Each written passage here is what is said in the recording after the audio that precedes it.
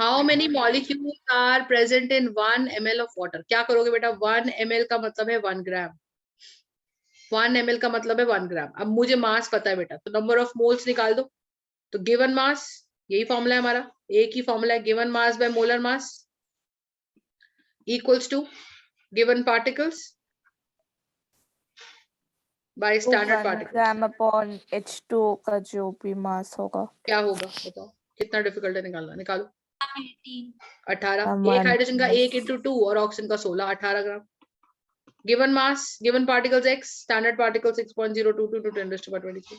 इधर ले जाओ, तो जाएगा 6.022 into 10⁻23 शैल बी 18x।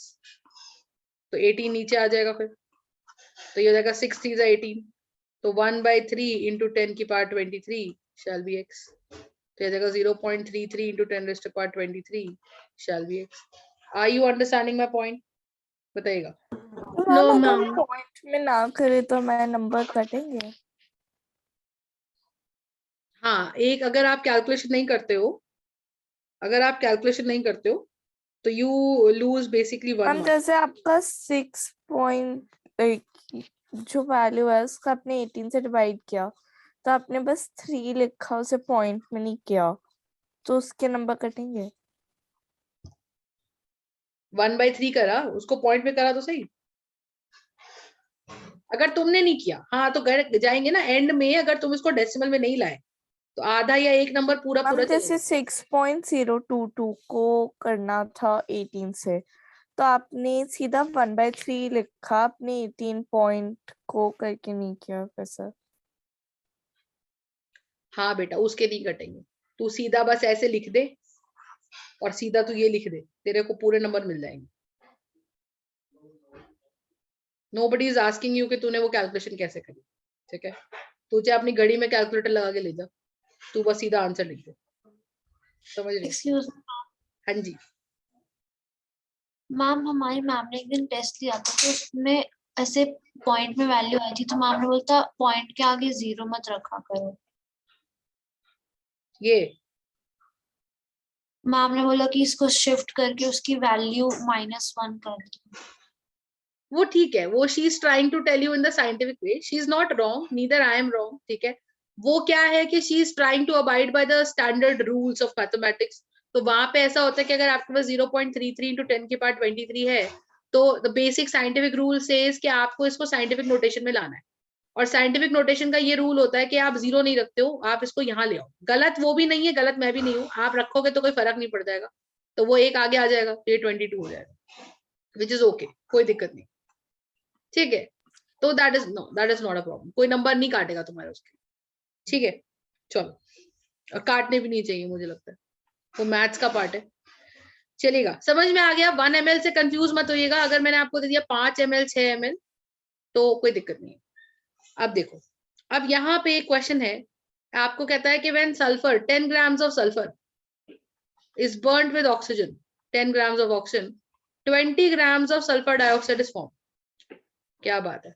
देखो कि मैम अगर 10 ग्राम सल्फर 10 ग्राम ऑक्सीजन से कंबाइन करता है तो 20 ग्राम सल्फर डाइऑक्साइड बनती है। तो बताओ 20 ग्राम सल्फर 30 ग्राम ऑक्सीजन कंबाइन करेगा तो कितनी कितनी ऑक्सीजन कितनी सल्फर डाइऑक्साइड बनेगी? और मेरी इस बात को बड़े ध्यान से समझिएगा, ये जो पहला स्टेटमेंट देके तुमसे दूसरा पूछते हैं ना बेटा, ये डाइसी चीज है। मैम 20। हाँ नहीं, 10 ग्राम sulphur is combining with 10 grams oxygen, 10 gram sulphur and 10 gram oxygen combine कर रहे हैं, बराबर बराबर, रेशियो क्या आया? 1:1। तो 20 ग्राम सल्फर को 20 ग्राम ऑक्सीजन चाहिए कि नहीं चाहिए?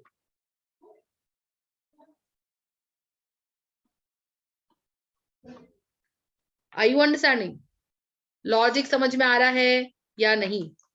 इसमें लॉ ऑफ डेफिनेट प्रोपोर्शन नहीं लगेगा। हाँ, तो यहाँ पे आपका सल्फर डाइऑक्साइड कितना बनेगा? आप बच्चा क्या करेगा, 20 के साथ अगर 30 लगाएगा तो कहेगा मैम 50 ग्राम सल्फर डाइऑक्साइड बनेगा। गलत हो गया उसका आंसर। क्यों? उसने पहली स्टेटमेंट को इंपॉर्टेंस ही नहीं दी, और पहली स्टेटमेंट आपको ये बताती है कि आप रेशो निकाल लो यहाँ से कि भाई 1:1 के रेशो में कंबाइन हो रहे हैं। Are you understanding? 10 ग्राम्स के साथ 10 ग्राम्स O2 लगेगी, तो 20 ग्राम सल्फर डाइऑक्साइड बनेगी, तो ऑटोमेटिकली 20 ग्राम के साथ 20 ग्राम ऑक्सीजन लगेगी ना, तो कोई बात नहीं मैम, 10 ग्राम ऑक्सीजन बच जाएगी, भले ही आपने 30 ग्राम ऑक्सीजन लिया हुआ है। I hope you're ma'am understanding. अगर रेशियो 1:1 है तो ऑक्सीजन 20 ग्राम कैसे हुआ? अरे दीदी, रेशियो 1:1 इसीलिए आया क्योंकि 10 ग्राम सल्फर थी और 10 ग्राम ऑक्सीजन थी, तो 10 1 जा, लेकिन क्योंकि 10 ग्राम्स, क्योंकि हमारे पास सल्फर 20 ग्राम्स हो गई, तो रेशियो 1:1 आने के लिए मेरे को यहाँ पे भी 20 ग्राम्स ऑक्सीजन लगेगी ना बेटा, तभी तो रेशियो कैंसिल करके आएगा 21 जा 21 जा। Are you understanding? Yes ma'am. तो अगर तुमको वो समझ नहीं आता तो ऐसे करो मैम, 10 ग्राम सल्फर के साथ 10 ग्राम ऑक्सीजन लगता है, तो 1 ग्राम सल्फर के साथ 10/10 ग्राम्स ऑफ ऑक्सीजन लगेगा, तो 20 ग्राम्स ऑफ सल्फर के साथ कितना सल्फर लगेगा इंटू 20, तो कैंसिल होके 20 ग्राम्स ऑक्सीजन ही आ गया ना। तो दैट इज फाइन, अगर आपने एक रिएजेंट एक्सेस में ले लिया दैट इज टोटली ओके, कोई पंगा नहीं है उसका। Are you understanding? Yes ma'am. ठीक है जी। हाँ, तो 20 ग्राम सल्फर, इसमें से सिर्फ 20 ग्राम ऑक्सीजन का इस्तेमाल करेगा तो 40 ग्राम सल्फर डाइऑक्साइड बनाएगा बेटा, और 10 gram oxygen will be left as it is.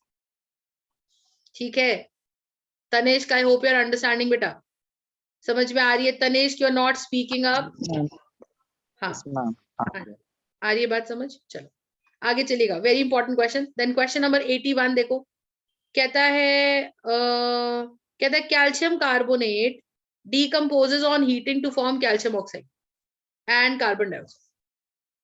Calcium carbonate decomposes on heating to form calcium oxide and carbon dioxide.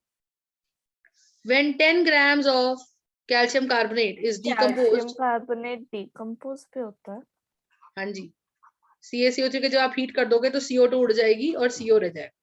कहता है when 10 gram of calcium carbonate is decomposed completely, then we are getting 5.6 grams of calcium oxide. Calculate the mass of carbon dioxide. क्या simple question है बेटा, कितना simple question है बताइए, और कौन सा लॉ लगेगा तुम बताओगे? तो तुम बताओगे इसका आंसर।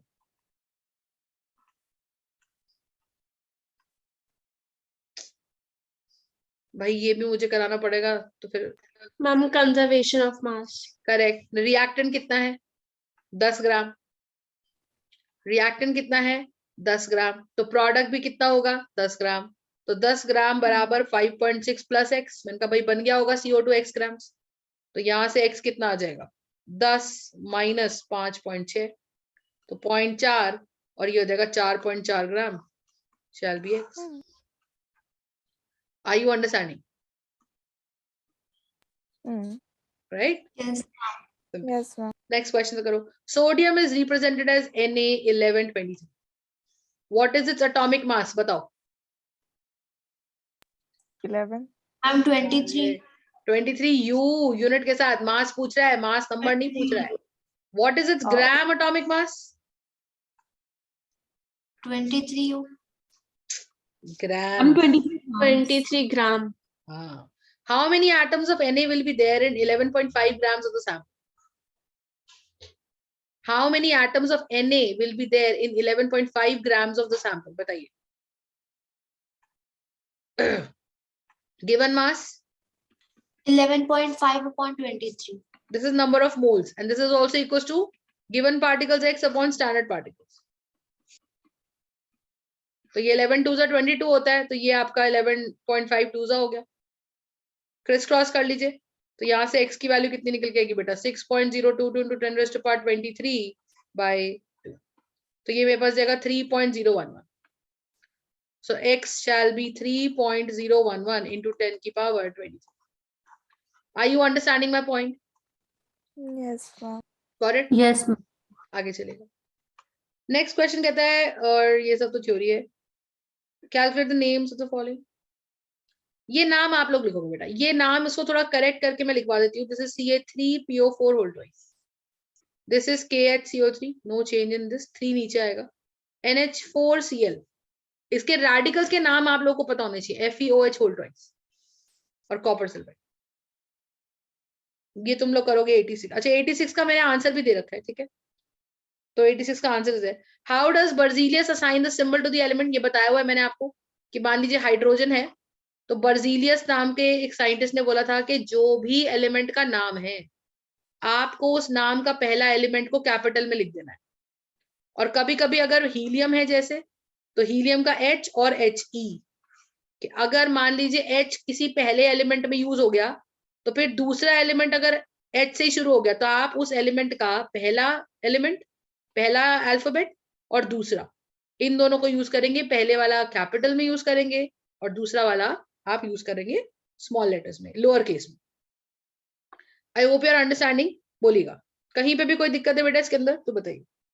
No ma'am. राइट, कहते हैं calculate the right the chemical formula and right the ratio of the mass of the combining element. ये बहुत ही सिंपल क्वेश्चन है। आपसे बोल रहा है मीथेन, तो मीथेन का बोल रहा है फॉर्मूला लिख दो। अब तुम्हें फॉर्मूला आना चाहिए।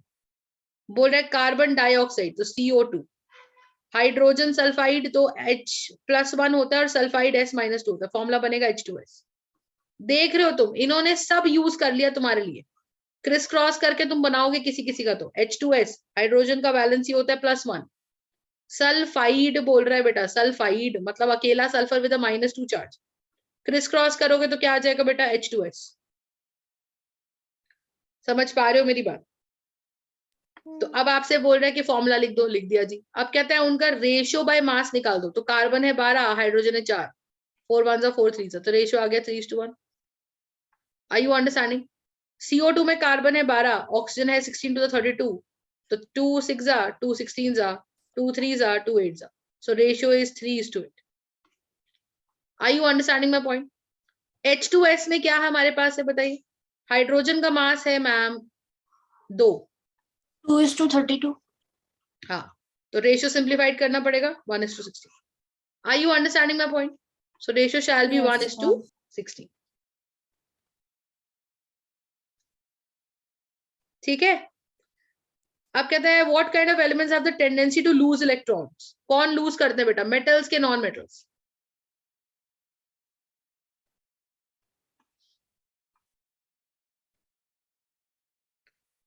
Guys, what kind of elements lose electrons?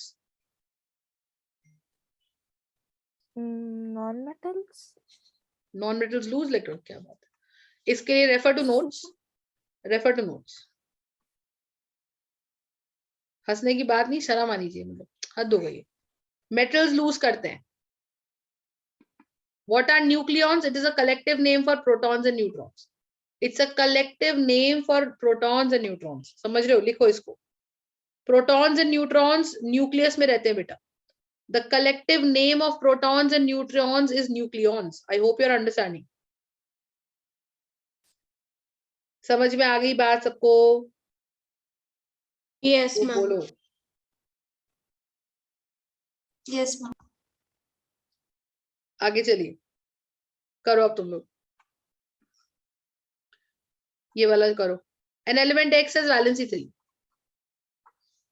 Write its chemical formula with sulfate ions. Sulphate का रेडिकल बताओ क्या होता है बेटा। सल्फेट का रेडिकल क्या होता है? SO4 2। Ma'am SO4-2। Correct, criss cross कर दो, तो X2SO4 whole thrice.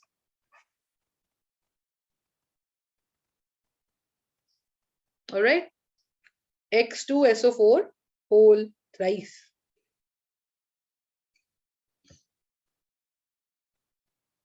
Do you understand. अब आपसे बोलता है an element E shows 2 valencies 2 and 4. Write down the chemical formula of the 2 oxides of E. बताइए, एक एलिमेंट E है वो 2 वैलेंसी शो कर सकता है, एक 2 और एक 4। तो दोनों वैलेंसी में अगर वो ऑक्साइड बनाता है तो कहता है बताइए फॉर्मूला क्या है। तो 2 1 2 1, तो ये बनेगा आपका क्या, EO। EO।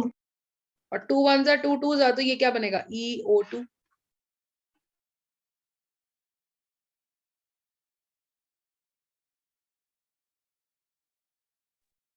तो EO2 पूरे 4 हुए। हाँ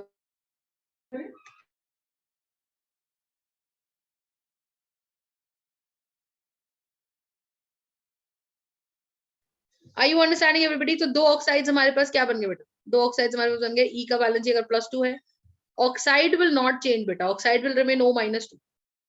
But in case it is E +2, you got to crisscross it and you'll get EO. In case it is E +4 and O -2, the 2 1s are 2 2s are, तो ये आ जाएगा EO2. मेरी बात समझ में आ रही है सबको? तो बताइए. Yes ma'am. Yes ma'am. आगे चलो. फिर बोलते हैं an element Y has a valency 1. All right. तो E का वैलेंसी है, Y का एलिमेंट वैलेंसी है 1. Write the formula of its carbonate ions. बताइए.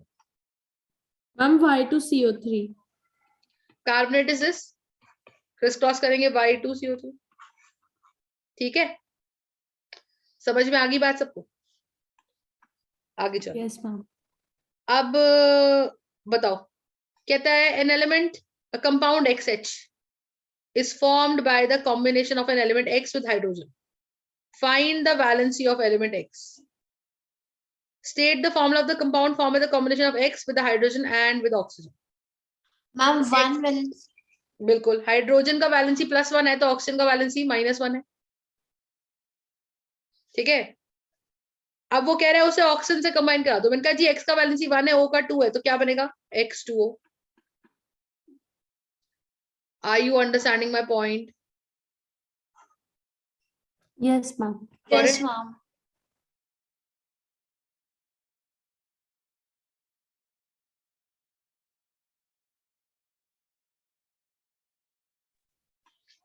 ठीक है,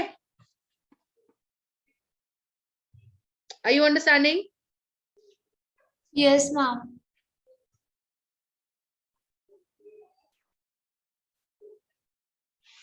कहते हैं nitrogen and hydrogen atoms combine in the ratio 14:3. तो अमोनिया मॉलिक्यूल है, तो अमोनिया का मास है, नाइट्रोजन का मास है 14, हाइड्रोजन का एक का मास है 1, तो 3 का मास हुआ 3. तो nitrogen and hydrogen they are combining in the ratio 14:3. कहता है find the formula of the ammonia molecule by calculating the molar ratio. अच्छा ये तुम छोड़ दो, ये ना एक क्वेश्चन मैंने डाल दिया था, ये तुम्हारे सिलेबस में इस साल नहीं. तो ये इसे बोलते हैं एम्पेरिकल फॉर्मूला बेटा. This is not a part of syllabus. I am so sorry, ये मैंने ना डाल दिया है, बट ये हम 2 साल 3 साल पहले कराते थे. ठीक. Name the element present in quicklime. Quicklime होता है बेटा CaO. तो इसमें कौन कौन से एलिमेंट्स हैं आपके पास? कैल्शियम और oxygen. Calcium and oxygen. All right, name the element present in quicklime. This is calcium and oxygen. फिर कहता है calculate the number of moles present in 52 grams of helium. बताओ. 52.2. अरे Sorry, 4. हाँ, number of moles is equals to given mass. Given mass by molar mass helium का होता है 4 grams. तो 13 moles. ठीक है. I hope you are understanding everybody. Yes ma'am. अब ये देखो, तुमसे कहता है an ornament of silver contains 20 gram silver. कहता है मोल्स बताओ. कितना सवाल है? सिल्वर का मोलर मास होता है 108. लिख लो अगर नहीं पता तो. सिल्वर का मोलर मास इज 108 ग्राम. तो given mass by molar mass is going to be number of moles. So 2 10s are 254s are 2 5s are 5.27. तो बस ये तो बहुत ही सिंपल है. 0.11 into 0.3 into 5 तो हो जाएगा 1.5 into 11 तो हो जाएगा 165. तो 0.165 मोल्स आ जाएगा इसका. It is going to be 0.165 moles. समझे बात में क्या बोल रही हूँ? Yes ma'am. ठीक है. कितने क्वेश्चन रह गए उस लाइन में? बाकी बच्चे को जांच करेंगे आज शाम को हम लोग करेंगे. हाँ तो ठीक है, लगभग लगभग हो गया आसान. ठीक है जी.